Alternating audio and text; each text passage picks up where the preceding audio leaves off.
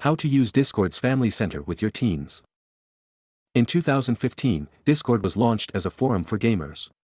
Users may now engage in anything from online dating to creating AI art in this vast hub of active servers. Compared to text and image-based chats, it is far more advanced.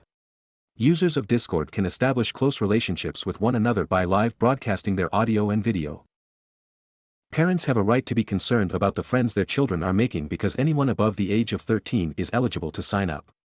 NBC News reports that predators use the app to communicate materials containing child sexual abuse and groom, kidnap, and extort youngsters. Discord's new Family Center is a step in the right direction towards safeguarding those young users. Still, it won't stop every incidence of child exploitation, particularly for teenagers whose parents are too busy to monitor their online activities. Parents-focused security features have also been made available by other social media platforms like Snapchat. Here is a breakdown of what information is given to parents, along with instructions on how to set up the Family Center on Discord. Before using Family Center as a parent, you must create an account. Need clarification as to just how Discord functions?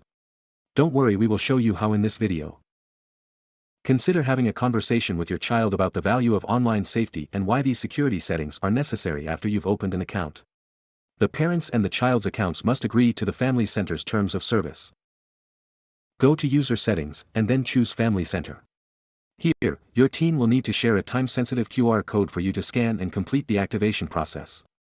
QR codes can be regenerated if multiple parents want to sign up for Family Center. Parents can use the Discord app to check who their children have added as friends once Family Center is activated. The program also lists all the servers they recently joined and frequently use.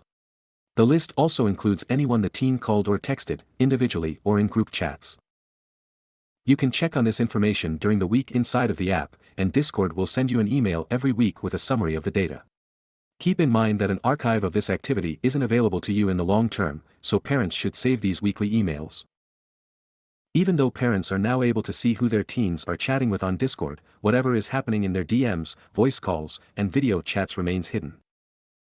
It can be quite hard for parents to balance giving their child more autonomy as they mature and the necessity of online safety precautions.